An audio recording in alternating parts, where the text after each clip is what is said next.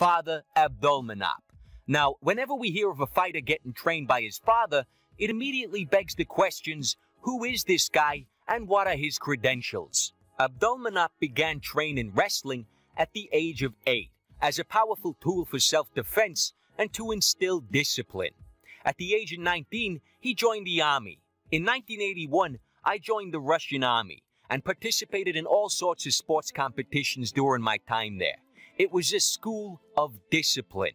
He then went on to study judo in one of Ukraine's top universities and fought his way onto the Ukrainian judo team.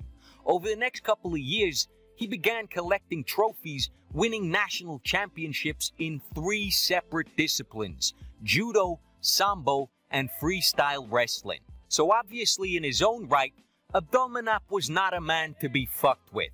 And by combining his vast experience of high-level combat sports with the rigid structure of military life, he was the perfect man to mold young minds into a bunch of murderous fucking war machines.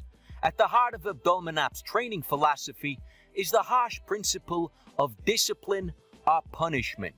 In a Russian documentary, Khabib stated, "There were a lot of punishments. I said to the father that I didn't want to study, he punished. When he explained to me with words, I didn't understand.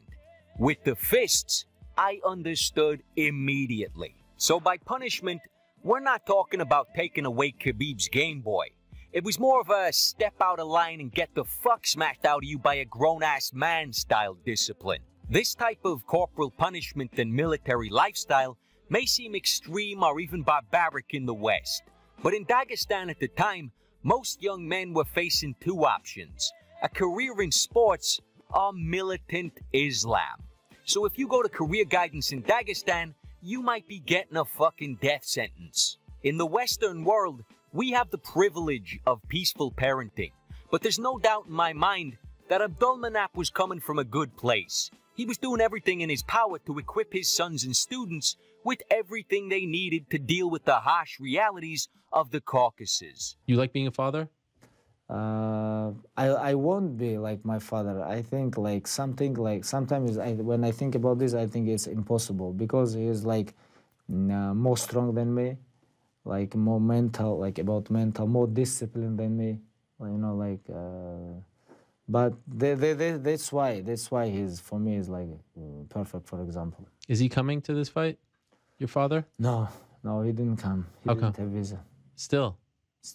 Ah. He didn't have visa, but I keep talking with him all the time.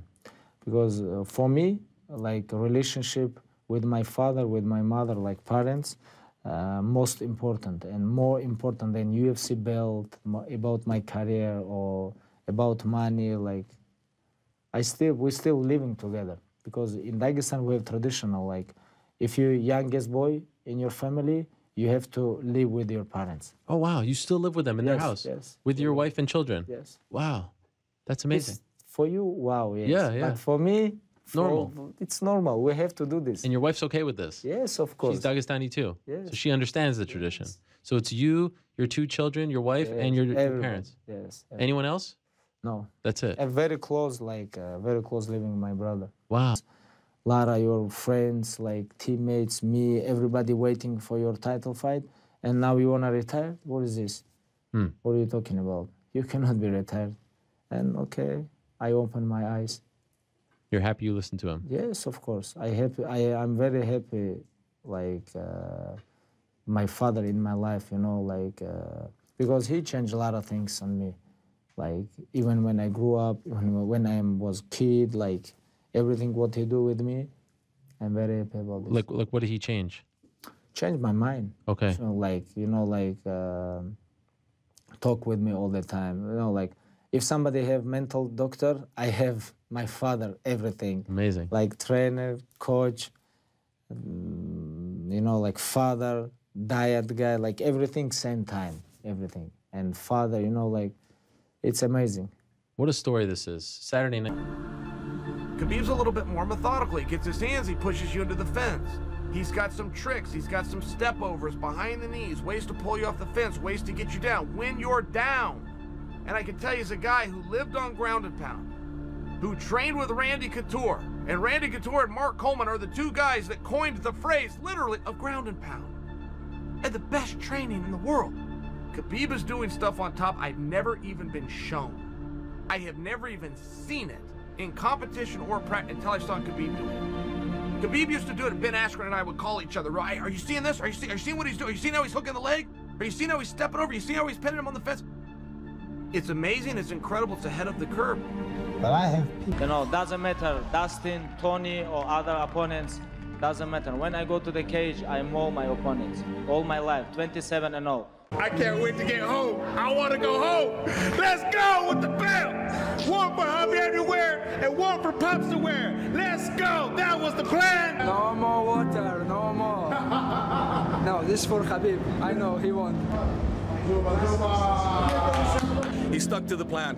It was a little bit, kind of moved a little wobbly this in the second round, but that's because Dustin was throwing some nice heat at him, so it was nice that he moved that way, but he stuck to father's plan. Yeah, perfect. Okay.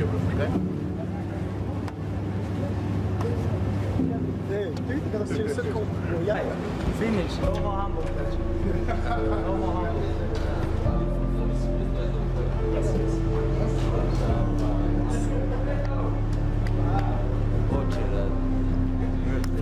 Father don't give belt nobody. No, his father. Dada, dai patsalam. So much, everything in my life. Like, I don't know, maybe, like, I want to say thank you so much, God, first of all. Then, I have father here, my father. I want to say thank you for my father. Come here, coach. I have my coach here, Javier Mendez. I have my... Она будет еще интереснее.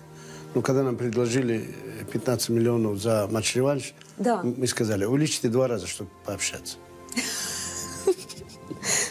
Мы знаем себе цену. Не поступило еще предложение? Ну, еще, следующее.